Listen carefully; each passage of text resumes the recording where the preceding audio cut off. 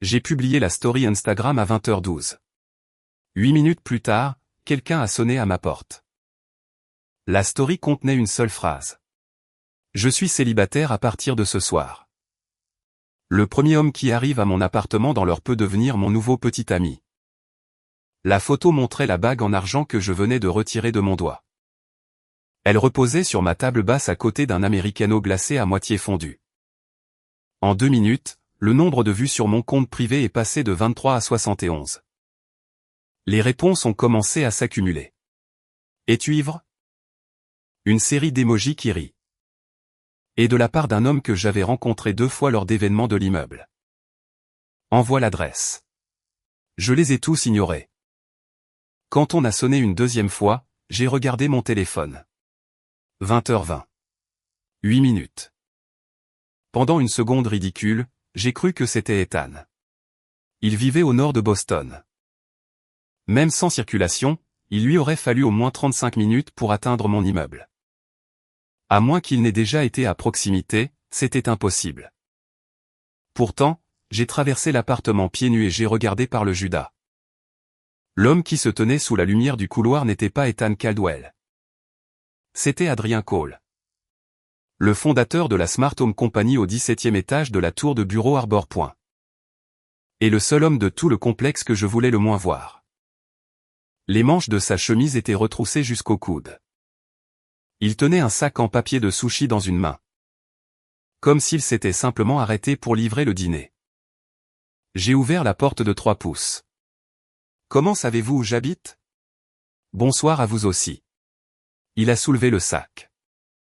Vous n'avez pas l'air contente de me voir. Je ne le suis pas, c'est décevant. J'ai commencé à fermer la porte. Le léger amusement a quitté son visage. Attendez, a-t-il dit. Supprimez la story. Quelqu'un dans le groupe de discussion des locataires de Harbor Point demande. Votre numéro d'appartement. 2 heures plus tôt. J'avais cru que la pire chose qui pouvait arriver ce soir-là était de mettre fin à une relation de 18 mois. J'avais eu tort. Nora, c'est juste un dîner, avait dit Ethan par appel vidéo. Ta mère s'est arrangée pour que tu sois assis seul avec une autre femme.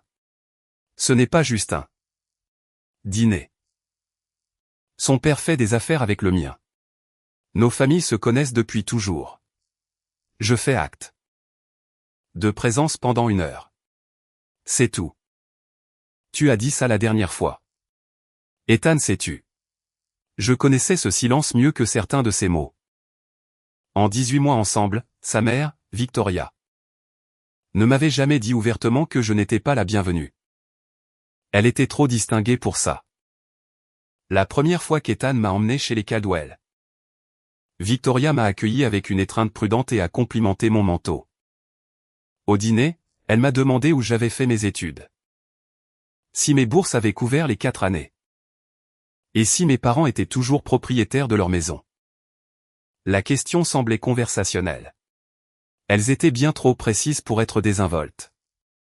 Quand j'ai décrit mon travail de conceptrice visuelle, elle a souri et a dit. Les industries créatives doivent être passionnantes quand on est jeune. Ethan n'a pas contesté l'insinuation. Il a redirigé la conversation vers le dernier projet de développement de son père. Sur le chemin du retour, il a dit. Elle est prudente avec tout le monde. Laisse-lui du temps. N'y vois pas trop de choses. J'ai appris plus tard que la prudence de Victoria s'étendait à presque toutes les décisions de la vie de son fils. Au début, j'avais confondu la complaisance d'Ethan avec de la gentillesse. Il n'élevait presque jamais la voix.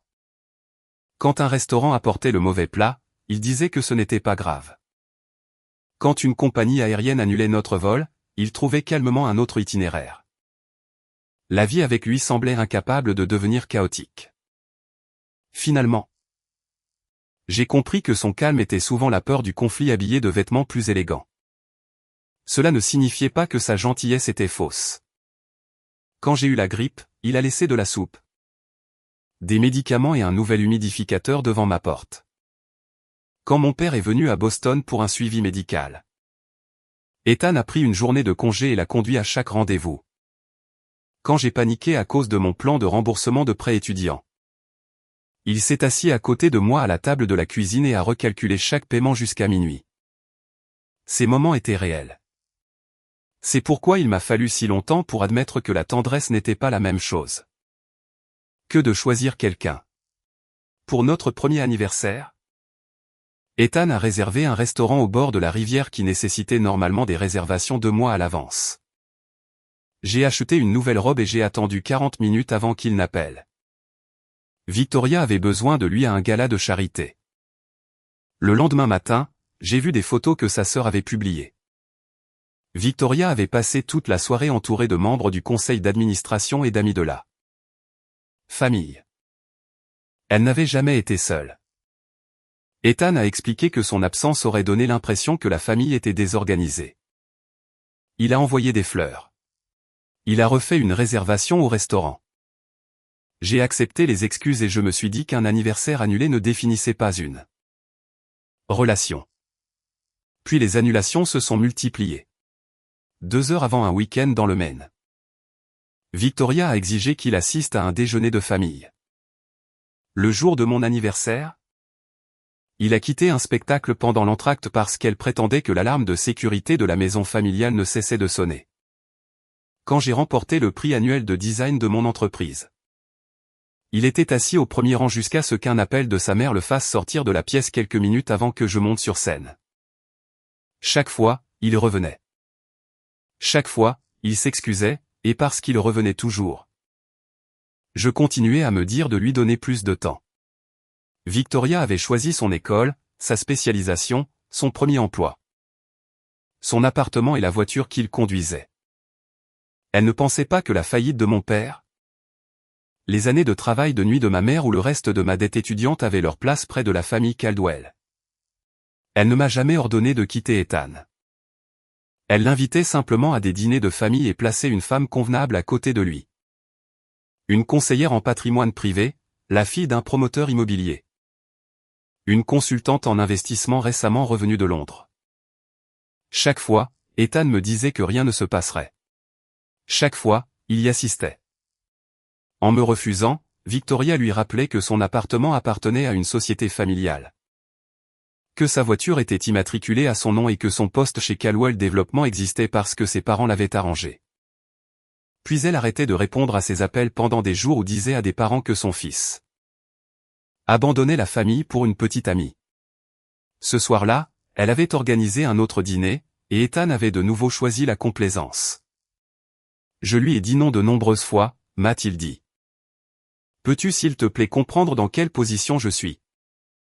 J'ai compris pendant 18 mois. C'est ma mère. Alors, que suis-je? Sa bouche s'est ouverte. Aucune réponse n'est venue. J'ai attendu 10 secondes.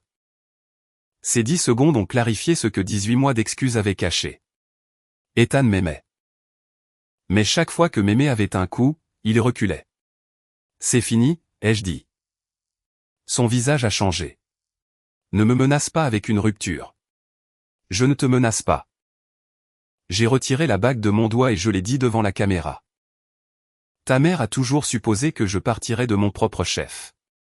Elle avait raison. Nora, calme-toi. J'ai été calme pendant trop longtemps. J'ai mis fin à l'appel. Il a appelé 3 fois. J'ai refusé chaque appel. À la 4e tentative, il a envoyé un message. Es-tu sérieuse? Je n'ai pas répondu. Quelques minutes plus tard, un autre message est apparu. D'accord. Un seul mot. C'était tout. Je l'ai fixé jusqu'à ce que la douleur dans ma poitrine se durcisse en quelque chose de téméraire. Puis j'ai photographié la bague et j'ai publié la story sur mon compte privé. Je ne voulais pas vraiment un nouveau petit ami. Je supposais que je la supprimerais au bout d'1 heure.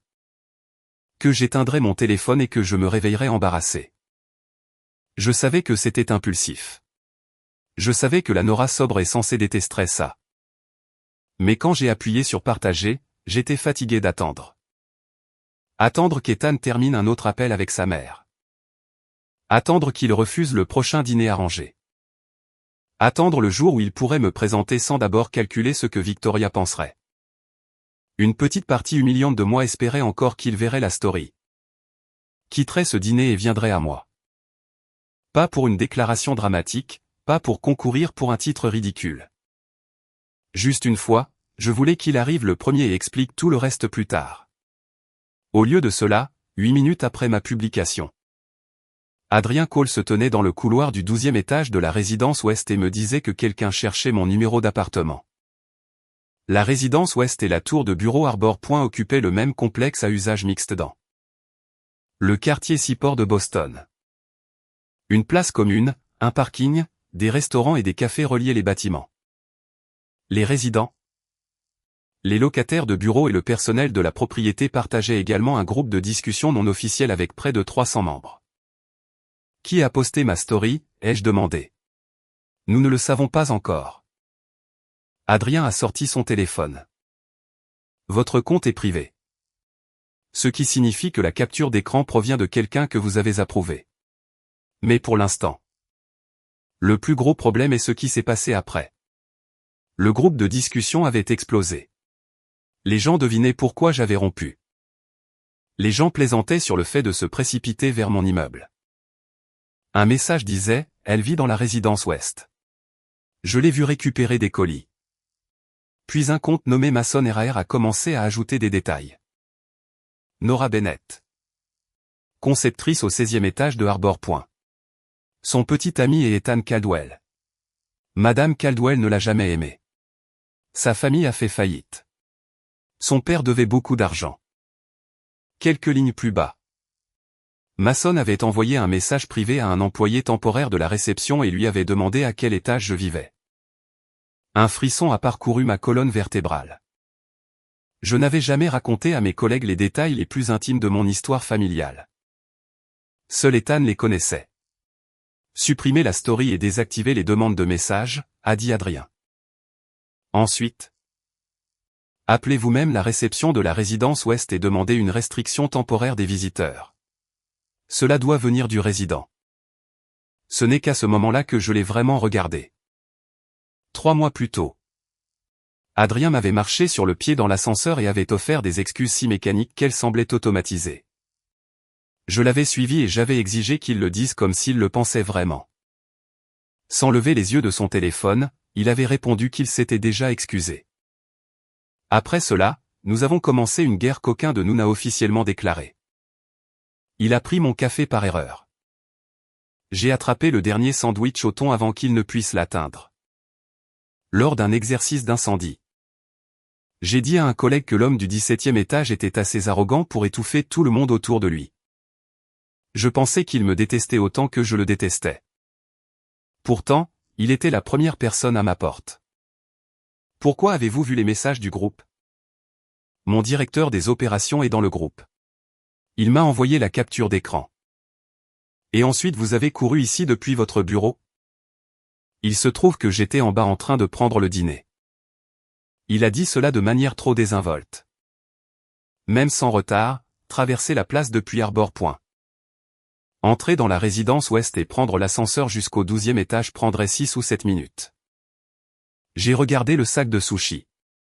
C'est une coïncidence, aussi? Non, c'est mon dîner. Alors pourquoi la porter? Adrien a fait une pause et a posé le sac à côté de ma porte. Parce que se présenter les mains vides à l'appartement d'une femme fraîchement célibataire semble encore plus suspect. Vous n'avez pas à me faire la morale. Vous avez raison. Il a reculé. Mais si quelqu'un devait être le premier ce soir, je préférerais que ce soit moi. Il s'est dirigé vers l'ascenseur. Avant que les portes ne se ferment, il a regardé en arrière. Nora. Quoi? Je ne suis pas venu à cause de la story. La porte s'est refermée. J'ai verrouillé mon appartement et supprimé la story. C'était déjà trop tard. La capture d'écran continuait de se propager. Dans les 10 minutes suivantes, j'ai reçu plus de 20 demandes de messages. Certains hommes prenaient cela comme une blague et demandaient si le poste était toujours disponible. Certains ont envoyé des selfies et des localisations en direct. Un compte sans photo de profil a écrit « Seulement 12e étage, c'est ça ?» J'ai fermé les rideaux. Vérifier le verrou 2 fois et coincer une chaise de salle à manger sous la poignée. Cela n'aurait arrêté personne de déterminé à entrer. Mais faire quelque chose me semblait mieux que de rester là à trembler. La réception de la résidence Ouest a appelé quelques minutes plus tard. Quelqu'un prétendant livrer des fleurs avait téléphoné et demandé mon numéro d'unité. La réception avait refusé. Mais m'a conseillé de mettre en place une restriction de visiteurs via mon compte de résident. C'est à ce moment-là que la peur est devenue réelle. Une story impulsive et une personne malveillante avaient transformé ma maison en un lieu que des étrangers croyaient avoir le droit de trouver. Je me tenais dans ma cuisine, mon téléphone à la main. Voulant appeler ma mère mais incapable de me résoudre à le faire. Elle venait de prendre sa retraite après des années de travail de nuit. Et sa tension artérielle était instable. Je ne pouvais pas lui dire que quelqu'un avait pris les années qu'elle avait passées à garnir les rayons à 3 heures du matin.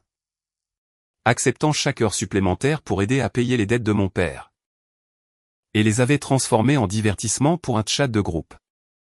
Puis Ethan m'a envoyé un message. Supprime la story. Pourquoi, ai-je tapé. Ma mère l'a vu. La dernière petite partie de moi qui avait espéré qu'il pourrait être inquiet a disparu. Il ne demandait pas si quelqu'un avait trouvé mon adresse. Il ne demandait pas si je me sentais en sécurité. Il était inquiet que sa mère ait été embarrassée. Déjà supprimé, ai-je répondu. Connais-tu Mason R.A.R.? Il a mis beaucoup de temps à répondre. Probablement Mason Reed. Il travaille avec moi. Pourquoi connaît-il ma famille? L'indicateur de frappe est apparu, a disparu, puis est revenu. Finalement, Ethan a écrit, il y a quelques mois.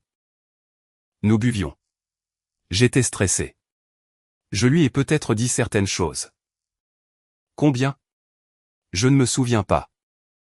Te souviens-tu que je t'ai demandé de ne jamais le dire à personne? Oui. J'ai fermé les yeux. Alors, tu le lui as dit quand même. Nora.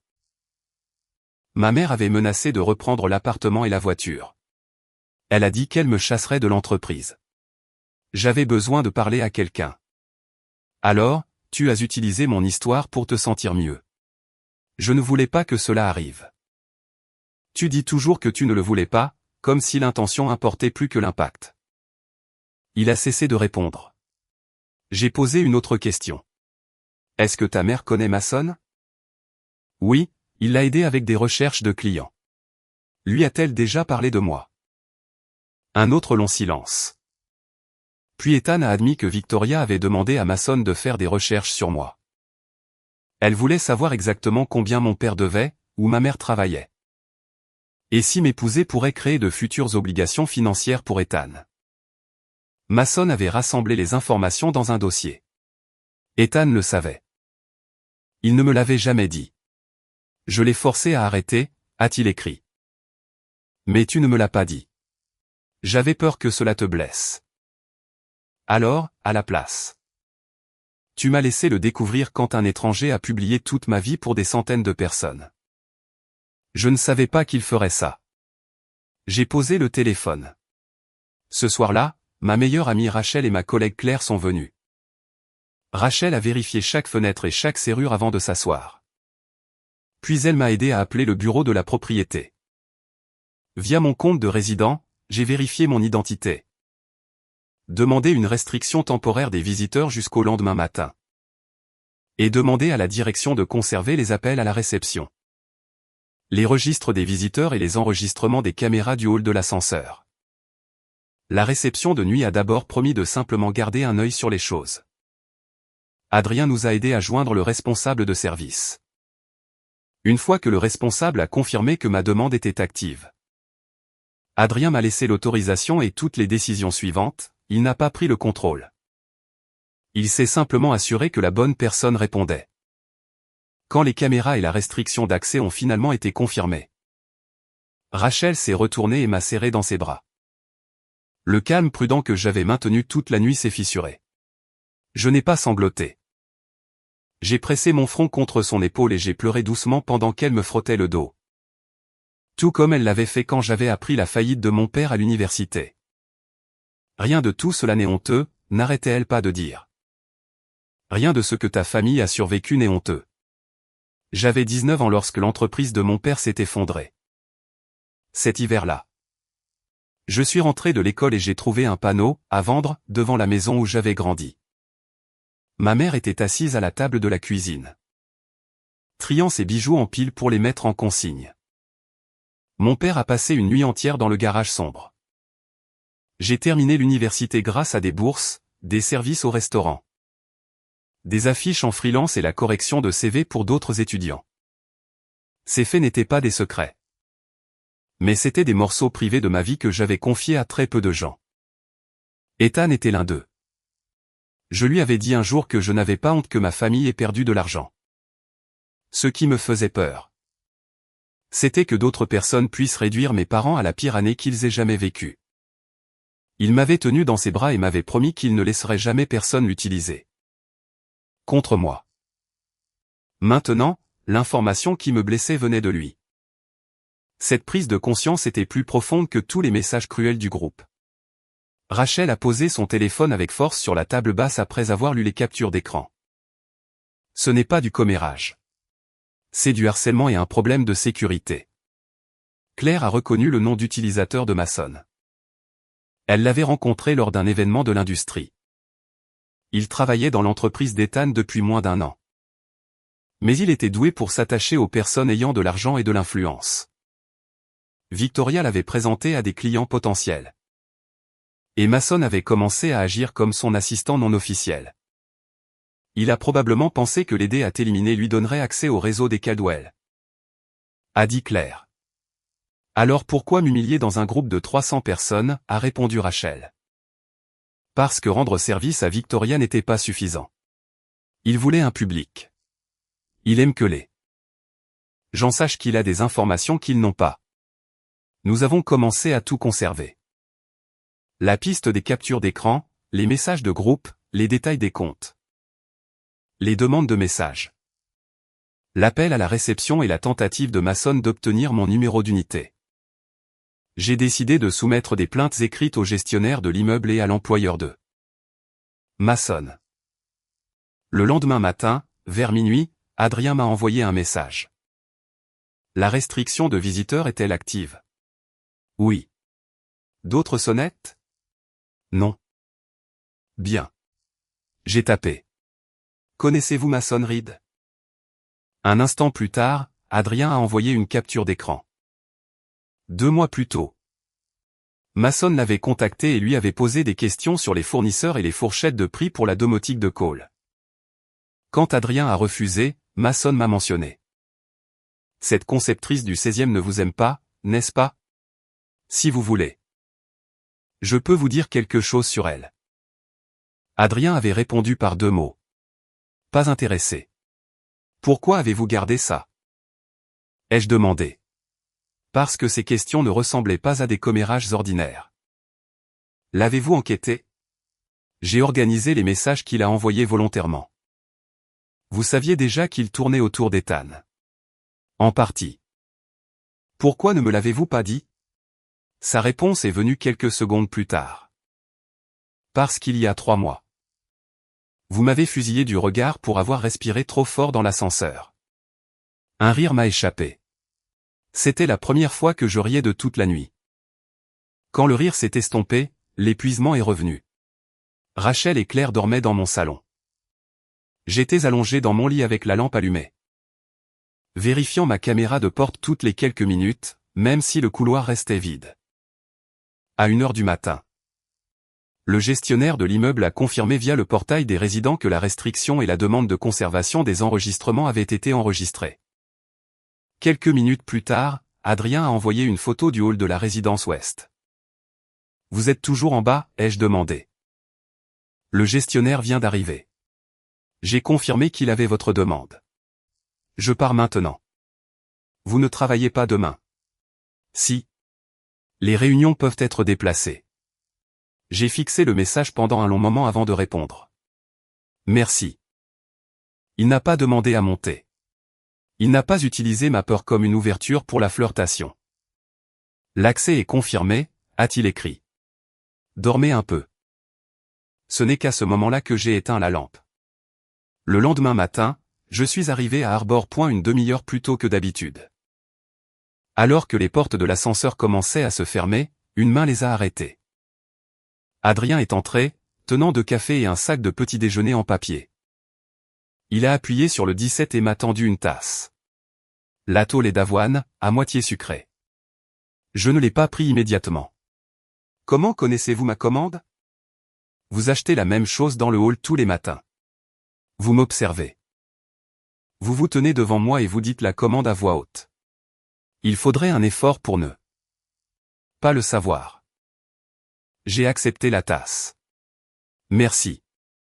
C'était le premier merci sincère que je lui avais donné en 3 mois. L'ascenseur s'est ouvert au 16e. Je suis resté à l'intérieur. Adrien m'a jeté un coup d'œil. Vous n'allez pas travailler? Je veux d'abord une réponse. Les portes se sont fermées et nous avons continué jusqu'au 17e. Hier soir, ai-je dit, êtes-vous vraiment venu parce que vous avez vu les messages du groupe? Non. Alors pourquoi?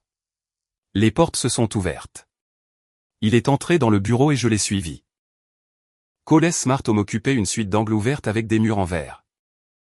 Des prototypes de produits et une vue sur le port. Adrien m'a emmené dans son bureau privé. A posé le sac de petit déjeuner sur son bureau et a ouvert le dossier sur son ordinateur. Il contenait des messages que Mason avait volontairement envoyés à des gens au cours des mois précédents. Il avait demandé: quand est-ce que Nora et Ethan vont enfin rompre? Dans quel immeuble habite-t-elle? Madame Caldwell présente-t-elle déjà quelqu'un d'autre à Ethan? Ce n'était plus une seule conversation d'ivrogne qui avait dégénéré. Adrien avait sauvegardé plus que des captures d'écran me concernant. Lors d'une réception de l'industrie, Mason avait demandé à son directeur des ventes quand Coles Smart Home prévoyait de sortir son prochain produit. À une autre occasion, il avait prétendu aider la famille Caldwell à localiser des fournisseurs et avait demandé des fourchettes de prix à plusieurs entreprises. Chaque question pouvait être considérée comme du réseautage. Mise dans l'ordre chronologique, elle devenait un schéma. Quand avez-vous commencé à organiser cela, ai-je demandé. Après la 2e fois qu'il a posé des questions sur vous. Et la première fois. J'ai supposé qu'il aimait les commérages. Adrien a ouvert un autre dossier. Une photo a rempli l'écran. 3 semaines plus tôt. Ethan et moi nous étions disputés dans le café de Harbor Point après qu'il ait annulé notre voyage dans le Maine. La photo avait été prise d'un angle bas, à plusieurs tables de distance. J'étais dos à l'appareil photo. Ethan se penchait sur la table, son expression tendue. Mason avait envoyé la photographie à quelqu'un avec la légende. Ils ne dureront pas beaucoup plus longtemps. Mon estomac s'est noué.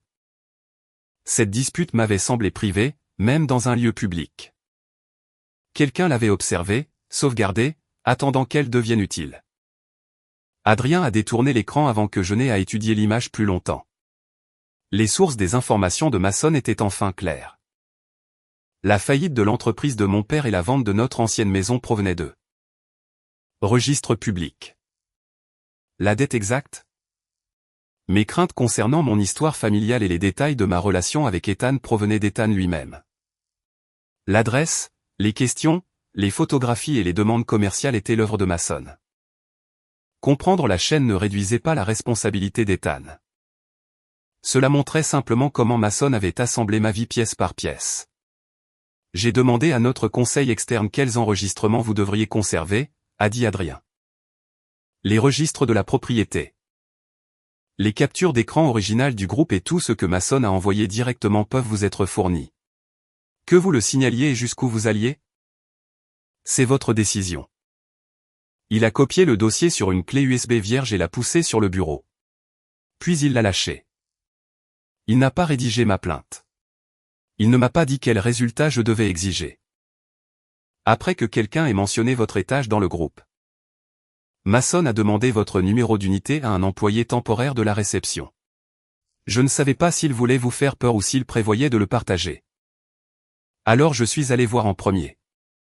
Vous pensiez qu'il pourrait venir à mon appartement? Je pensais que quelqu'un pourrait venir.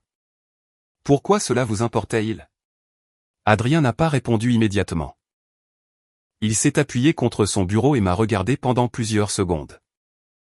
Parce que je ne voulais qu'aucun homme de ce groupe n'arrive à votre porte avant moi. Le bureau semblait s'être immobilisé. Mes doigts se sont resserrés autour de la tasse de café. Adrien a détourné le regard en premier.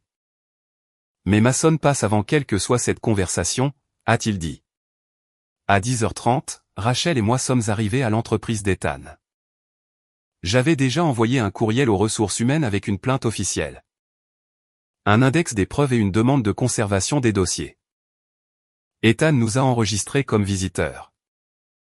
La réceptionniste a vérifié nos identités et nous a escortés jusqu'à une salle de conférence vers près des RH. Le responsable des RH et le directeur de la conformité étaient déjà à l'intérieur. Ethan était assis au bout de la table, pâle et sans sommeil. Mason est entré en dernier, portant un ordinateur portable. Il semblait s'attendre à un entretien de routine. Puis il m'a vu. Un sourire a tiré un côté de sa bouche. On dirait que la story ne t'a pas trouvé de nouveau petit ami, finalement. Le responsable des RH l'a immédiatement arrêté. Mason, à partir de maintenant, ne répondez qu'aux questions liées à la plainte. J'ai fait glisser l'index des preuves imprimées au centre de la table. Ce sont des enregistrements de vous partageant les informations de ma famille dans le groupe des locataires de Harbor. Propageant des indices sur ma résidence et demandant mon numéro d'unité à un employé temporaire de la réception. Son sourire s'est affaibli. J'ai répété des choses que d'autres personnes m'ont dites. Vous avez demandé mon numéro d'appartement. Il a regardé les RH. Je ne suis jamais allé chez elle. Demander une question, est-ce du harcèlement? La question de savoir si votre conduite viole la politique sera déterminée par l'enquête? A déclaré le directeur de la conformité. D'abord, expliquez comment vous avez obtenu les informations. Mason s'est penché en arrière. Nora a publié sa rupture en ligne. Les gens ont commenté. Maintenant. Elle prétend être une victime parce que l'attention n'était pas flatteuse. Publier la story était imprudent, ai-je dit. Je l'accepte. Je n'ai pas consenti à ce que vous publiiez l'histoire de mes parents. Un chiffre de dette exact, des conversations privées ou ma localisation. Ethan m'a tout dit. Il s'est tourné vers Ethan comme s'il avait enfin trouvé la sortie de secours. Vous devriez l'interroger en premier. J'ai regardé Ethan. Sur ce point. Il a raison. Vous avez été la première personne à divulguer mes informations privées. Ethan a dégluti et a hoché la tête. C'est vrai. Il a posé ses deux mains à plat sur la table, peut-être pour les empêcher de trembler. J'ai dit à Mason des choses personnelles sur Nora quand j'étais ivre. Je savais aussi que ma mère lui avait demandé de faire des recherches sur les antécédents de Nora. Et je ne le lui ai pas dit. C'est ma responsabilité. Mason ne s'attendait pas à cet aveu. Ethan a connecté son ordinateur portable à l'écran de la salle de conférence. Un fil de discussion entre Victoria et Mason est apparu à l'écran. Ce matin-là, Ethan avait confronté sa mère. Victoria. Désireuse de prouver qu'elle n'avait demandé qu'une vérification des antécédents et n'avait jamais demandé à Mason de m'humilier publiquement. Lui avait transmis l'intégralité de la conversation. Elle voulait transférer le blâme. Au lieu de cela, elle a documenté son propre rôle. Victoria avait écrit « Combien de dettes son père a-t-il encore ?» Mason a répondu « Je vais le découvrir ». Puis, Ethan est temporairement entiché. Il doit comprendre la différence entre leurs situations. Mason a répondu « Laissez-moi faire ». Le dernier message avait été envoyé la veille au soir.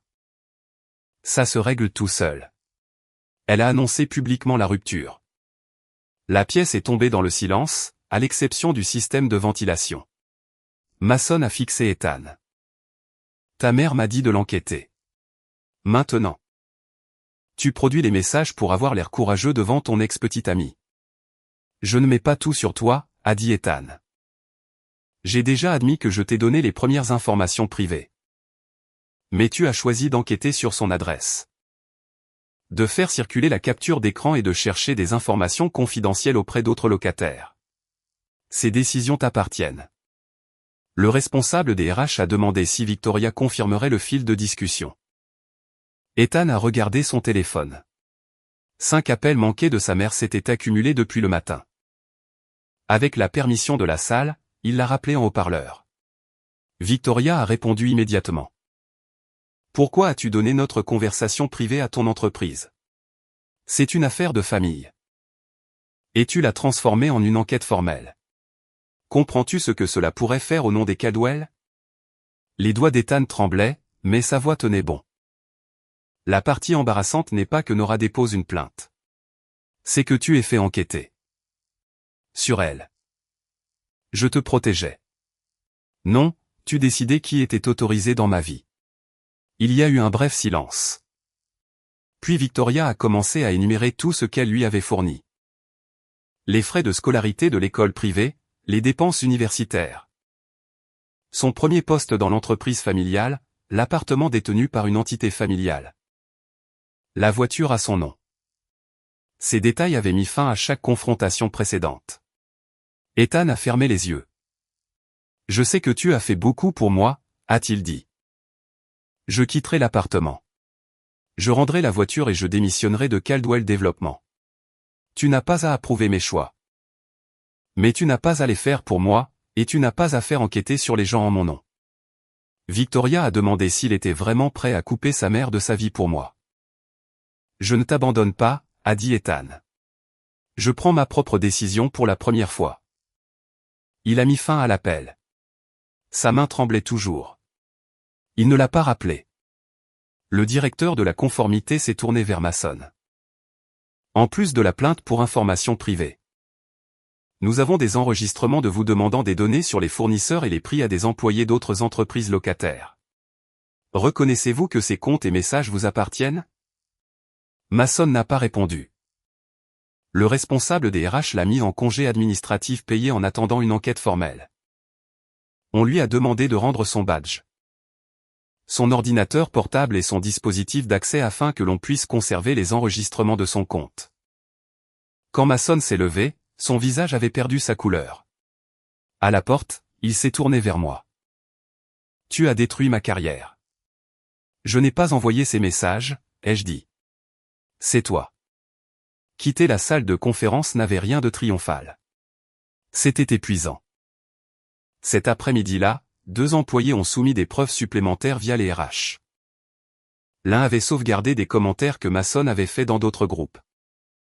Une jeune stagiaire a signalé qu'il avait plaisanté sur ses origines familiales et son aide financière. Mais elle avait été trop intimidée pour se plaindre. Pour la première fois. L'entreprise a traité son comportement comme un schéma plutôt que comme quelques blagues de mauvais goût. Ethan m'attendait dans le hall.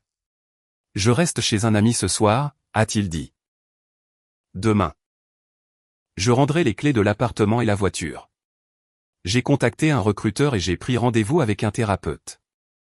J'ai hoché la tête. C'est bien. Nora, je sais que je suis en retard. Mais je comprends enfin que je n'aurais pas dû laisser ma mère décider de ma vie. Et je n'aurais pas dû te laisser absorber les dommages qu'elle a causés. Non, tu n'aurais pas dû. L'espoir est apparu dans son expression. Est-ce que cela signifie qu'il pourrait encore y avoir un nous? J'ai regardé l'homme que j'avais aimé pendant 18 mois. La soupe et les médicaments quand j'étais malade avaient été réels. Le jour où il avait conduit mon père à ses rendez-vous avait été réel. Les nuits où il m'avait aidé à organiser mes paiements de prêts étudiants avaient été réels. Mais je ne croyais plus que la prochaine fois que Victoria s'y opposerait, il y resterait. J'ai fouillé dans mon sac et j'ai sorti la bague. Elle n'était pas chère. Nous l'avions achetée dans une petite boutique en voyage. Ethan avait dit un jour qu'il la remplacerait par une bague officielle quand il serait enfin en contrôle de sa propre vie. Je l'ai placée dans sa paume. Je ne prétendrai pas que nous ne nous sommes jamais aimés. Et je ne transformerai pas ces 18 mois en une erreur. Mais je ne peux pas miser mon avenir sur la possibilité que tu sois prêt un jour. Ses doigts se sont refermés sur la bague. Si j'avais fait ça plus tôt, peut-être que la réponse aurait été différente. Il a hoché la tête comme s'il le savait déjà. Je suis contente que tu aies tenu tête aujourd'hui, ai-je dit. Mais faire la bonne chose maintenant ne rouvre pas automatiquement notre relation. Je peux vraiment être différent. J'ai attendu 18 mois que tu sois prêt. Je ne peux pas retourner au même endroit et continuer d'attendre parce qu'aujourd'hui était différent. Ethan a baissé la tête. Après un long moment, il a demandé, « C'est Adrien ?» Je n'ai pas répondu. À ce moment-là, je ne connaissais pas la réponse moi-même. Adrien attendait dans le hall de Harbor Point quand je suis descendu. Il était appuyé contre la colonne avec 2 cafés dans les mains. Quand il m'a vu, il en a offert un. Fini ? Fini. Comment te sens-tu ? Pas aussi satisfaite que je le pensais. C'est logique. Nous sommes sortis ensemble. Un vent froid venait du port. Adrien n'a pas demandé tous les détails de la réunion. Il m'a donné le café et a attendu que je choisisse de parler. Comment va Ethan ? A-t-il finalement demandé. Il a enfin tenu tête à sa mère. Vous vous remettez ensemble ? Non. Son pas s'est arrêté une demi-seconde avant de continuer. Parce qu'il a attendu trop longtemps. Parce que je ne peux pas maintenir une relation en vie avec. De l'espoir. Nous avons atteint une petite place au coin de la rue et nous nous sommes assis sur un banc. Pendant plusieurs minutes, aucun de nous n'a parlé. Le silence entre nous avait autrefois des airs d'hostilité. Maintenant, il semblait étonnamment facile. Adrien, ai-je dit. Ouais. Hier soir, tu as dit que tu ne postulais pas pour le poste. Correct. Alors pourquoi as-tu dit que tu ne voulais pas que quelqu'un d'autre atteigne ma porte en premier ? Il a baissé les yeux sur sa tasse. Ces 2 choses ne se contredisent pas, explique. Je n'ai pas commencé à t'apprécier hier soir. Il m'a regardé. Ça a commencé avant ça. Je l'ai fixé. Un sourire a effleuré sa bouche. Tu as l'air plus choqué que lorsque j'ai pris ton café. Nous avons passé 3 mois à nous détester. Tu m'as détesté. Je ne t'ai pas détesté. Tu t'es excusé comme un robot la première fois que nous nous sommes rencontrés. Un investisseur s'était retiré ce matin-là. J'avais assez d'argent pour payer une paie de plus et je n'avais pas dormi. J'ai été impoli. Il a fait une pause. Je prévoyais de m'excuser correctement plus tard. Puis tu as commencé à refuser d'appuyer sur mon étage dans l'ascenseur. Tu le méritais. Possiblement. Quand as-tu commencé à m'apprécier ? Difficile d'identifier un moment précis. Il a regardé de l'autre côté de la place. Peut-être quand un client a humilié l'un de tes stagiaires et que tu lui as dit dans une salle de conférence envers qu'il pouvait parler respectueusement ou trouver une autre agence. Comment sais-tu ça ? Les murs en verre ne sont pas insonorisés. Autre chose ? Tu connais le nom de tous les employés de la réception. Et peu importe à quel point tu travailles tard. Tu ne décharges jamais ta frustration sur le personnel de nettoyage de nuit. Tu m'as vraiment observé. Je l'ai déjà avoué. Mon rythme cardiaque s'est accéléré. Il ne s'est pas rapproché. Il est resté à côté de moi, assez calme pour laisser la décision là où elle devait être. Tu viens de mettre fin à une relation, a-t-il dit. Je ne demande pas de réponse ce soir. Je peux t'inviter à dîner. Si tu veux y aller. Nous y allons. Si tu ne veux pas, je ne demanderai plus. Et si je ne dis pas non ? Adrien s'est tourné vers moi. Alors nous dînons et nous voyons ce qui se passe. Tu as déjà atteint mon appartement en 8 minutes. Ça ne compte pas, pourquoi pas ? Parce que cette nuit-là, tu essayais de savoir si quelqu'un te choisirait. Sa voix s'est adoucie. Je ne veux pas devenir la preuve que tu vaux la peine d'être choisi. La phrase a atterri avec trop de précision. Pendant 18 mois, Ethan m'avait dit qu'il m'aimait. Pourtant, chaque fois que Victoria apparaissait, notre relation devenait un vote que je devais gagner à nouveau. Adrien ne m'a rien demandé de prouver. Il n'a pas traité l'aide de la nuit précédente comme quelque chose que je lui devais. Que veux-tu maintenant, ai-je demandé. Une chance de t'inviter à dîner correctement. Seulement un dîner pour le premier rendez-vous ? Oui. Le restaurant de sushi ? M'offres-tu enfin de me rembourser les sushis que j'ai laissés à ta porte ? J'ai ri. Tu as choisi de les laisser. Je garde des registres. Tu as un budget pour les rendez-vous ? Des formations professionnelles dues à la gestion d'une entreprise. Notre premier rendez-vous a eu lieu dans ce même restaurant de sushi. Il n'y a pas eu de grande déclaration. Nous n'avons pas défini de relation avant le dessert. Nous avons parlé de travail. Il m'a raconté comment il avait dormi dans son bureau pendant la première année de son entreprise. Parce qu'il ne pouvait pas se permettre les loyers d'un appartement et d'un espace de travail. Je lui ai raconté comment les bourses, les services au restaurant et le travail de conception en freelance m'avaient permis de traverser l'université après la faillite de l'entreprise de mon père. Il ne m'a pas dit que rien de tout cela n'avait d'importance. Il n'a pas promis de tout arranger. Il a écouté et a dit que cela avait dû être difficile. Puis il a demandé ce qui m'avait aidé à survivre cette année-là. Il a demandé comment allait ma mère maintenant. Il a demandé si mon père s'en voulait encore. Il n'a pas transformé ma douleur en une leçon bien ficelée. À la fin de la soirée, il m'a raccompagné jusqu'à l'entrée de la résidence ouest. Puis-je t'embrasser, a-t-il demandé. Je l'ai regardé et j'ai secoué la tête. Pas ce soir. D'accord. Il n'a pas soupiré ni fait de blague pour cacher sa déception. Il m'a ouvert la porte de l'immeuble et a dit « Bonne nuit ». Une semaine plus tard, les ressources humaines m'ont informé que l'enquête était terminée. Masson a été licencié pour harcèlement, utilisation abusive d'informations privées, violation grave des normes de conduite des employés et tentative d'obtenir des données commerciales confidentielles. Au cours des semaines suivantes, Adrien et moi avons continué à nous voir. Si je travaillais jusqu'à 22 heures. Il demandait si je voulais de la nourriture au lieu de la commander sans permission.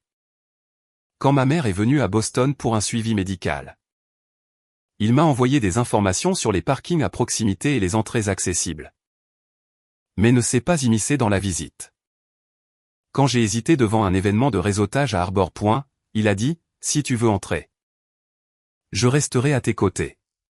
Si tu veux partir, nous partons maintenant. » Un soir, Rachel m'a demandé si je ne confondais pas la sécurité avec l'amour simplement parce qu'Adrien était apparu dans la pire nuit de ma vie.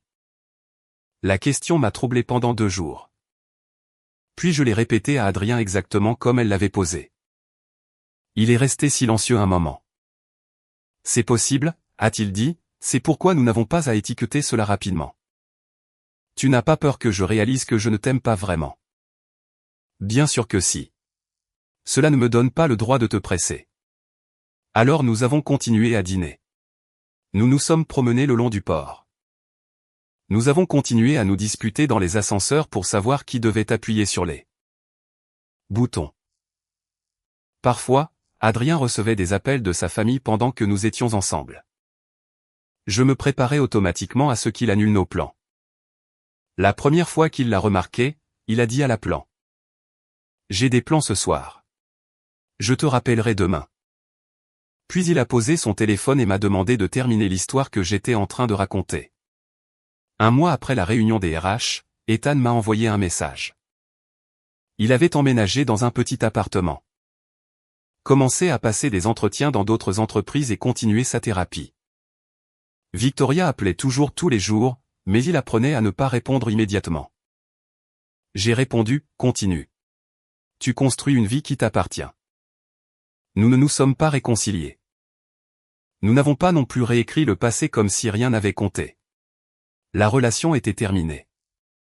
Elle avait quand même été réelle.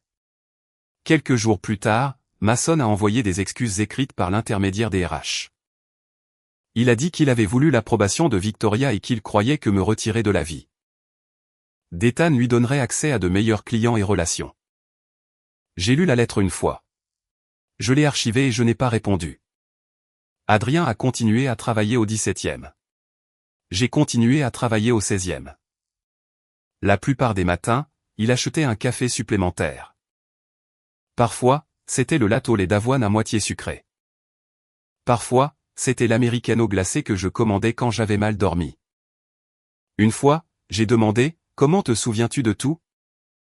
Il a répondu, « Tu passes devant moi tous les jours. » Oublier serait plus difficile.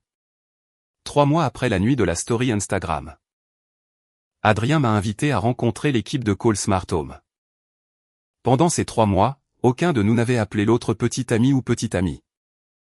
J'avais besoin de savoir que j'allais vers lui parce que je le voulais. Pas parce que j'avais peur d'être seul. Adrien n'a jamais demandé de date limite. Puis, un vendredi soir, j'ai terminé la présentation de projet la plus importante de ma carrière. En sortant de la salle de conférence, j'ai trouvé Adrien au bout du couloir du 17e étage. Tenant 2 cafés. Il les a légèrement levés. Célébrer ou rester silencieux un moment d'abord? Je me suis approché et j'en ai pris un. Célébrer. C'était la première fois que je le choisissais sans qu'une crise ne fasse le choix pour moi. Je l'ai suivi dans le bureau. Un de ses ingénieurs a levé les yeux et a souri. Vous êtes la femme qui a fait sortir Adrien d'une réunion en 8 minutes. Je me suis tourné vers Adrien. Tu as dit que tu te trouvais en bas. Le bureau est devenu étrangement silencieux. Adrien n'a pas scié. Je me suis mal souvenu. Son directeur des opérations a ri. Il a vu la capture d'écran et est parti en plein milieu d'une réunion. Il n'a même pas pris ça. Veste. Le sushi venait de mon bureau. Tout le monde a ri. Sur le chemin du retour, j'ai poursuivi l'interrogatoire. Alors, le dîner n'était même pas à toi. Enquêter sur cela maintenant sert-il à quelque chose? Oui. Tu as menti et volé le sushi d'un employé. Je l'ai remplacé par 2 commandes le lendemain. Nous avons atteint l'entrée de la résidence ouest. 3 mois plus tôt. Il avait traversé la place et s'était tenu devant mon appartement pendant que des étrangers cherchaient mon adresse. Maintenant, il n'y avait pas d'urgence. Personne ne regardait.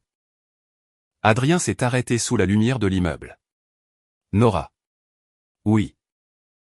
Le poste de cette story est-il toujours disponible? Quel poste? Nouveau petit ami. J'ai fait semblant de réfléchir. L'annonce a probablement expiré. Alors j'aimerais soumettre une nouvelle candidature. Quelles sont vos qualifications? Tant de réponses rapides. Quoi d'autre? Je me souviens de ton café. Continue. Je fais ce que je dis que je ferai. Mon sourire s'est adouci. Adrien a pris ma main. Plus important encore, je demanderai. Je ne déciderai pas pour toi en appelant ça de l'amour. C'est une candidature solide. Alors, je l'ai laissé attendre une seconde de plus. Oui. Juste oui. Oui, Adrien, tu es mon petit ami. Il m'a embrassé. Le baiser était doux et certain. 3 mois plus tôt, j'avais publié une story Instagram insensée au plus bas de ma vie. 8 minutes plus tard, la sonnette a retenti.